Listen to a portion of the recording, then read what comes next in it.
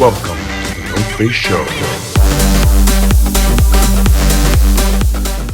But currently, right now, I mean, I do have a project that's close to me.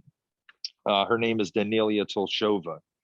I came across her when she was 10 years old. She had won The Voice Ukraine, and she's from Kazakhstan. So she's the first contestant who's not from Ukraine to win The Voice Ukraine. So at 10 years old, she sang a song by Demi Lovato, as good as Demi Lovato would sing the song. And it blew me away. And I thought, wow, 10 years old, this is crazy that she's got this kind of ability. And so I had followed her and I had stayed in touch with her parents. And, she was too young at that time.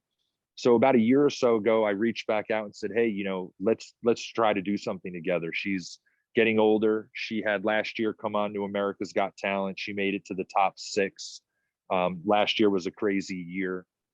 So that whole show was watched by millions and millions of people, but she performed with Ava Max on stage. She sang King and Queens, and everyone was blown away because she's 13 years old now and she's singing these songs that are just, supposedly supposed to be too above her level, and she was crushing it. So, we got together.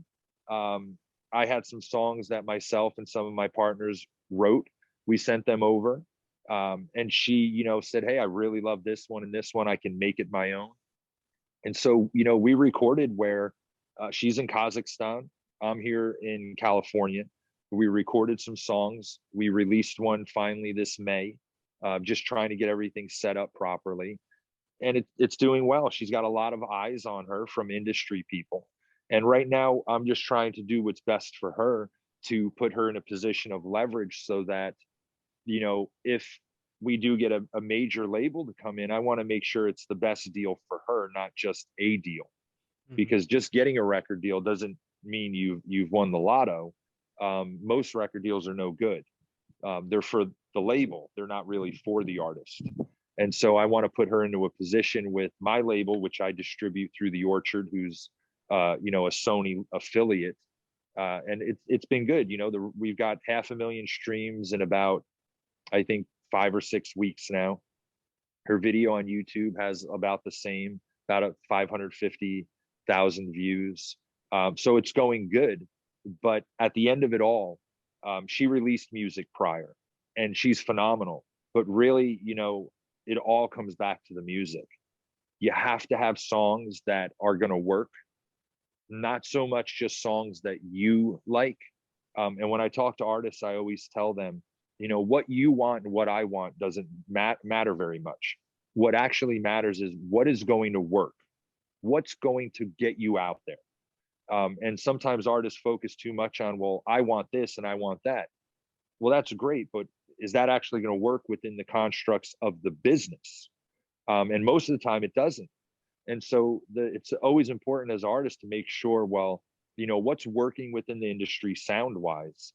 And that doesn't mean you copy and put out exactly what's there, but you always have to take some kind of influence and put that within your music so that the listener on the other end is hearing something that sounds a little familiar to them, but at the same time is original. And so, that's what I've been trying to do with her, and it's been working well. And of course, when you have an artist like that start to connect, other artists start to reach out to you who maybe, haven't had success. They have a huge following, but, why do you have 2 million followers and you put your song out and it only gets 30,000 streams? Something's not connecting. And often it's just the songs aren't great. They're not mixed right. They're not mastered right. The vocals aren't recorded the right way. So I'm always trying to work with artists to give them those little fine tuning things that I believe make the difference. Because in the end, we're here for the music. You can have all the followers in the world, but if the music's not good, well, now you just have a bunch of people who heard your music that's not very good.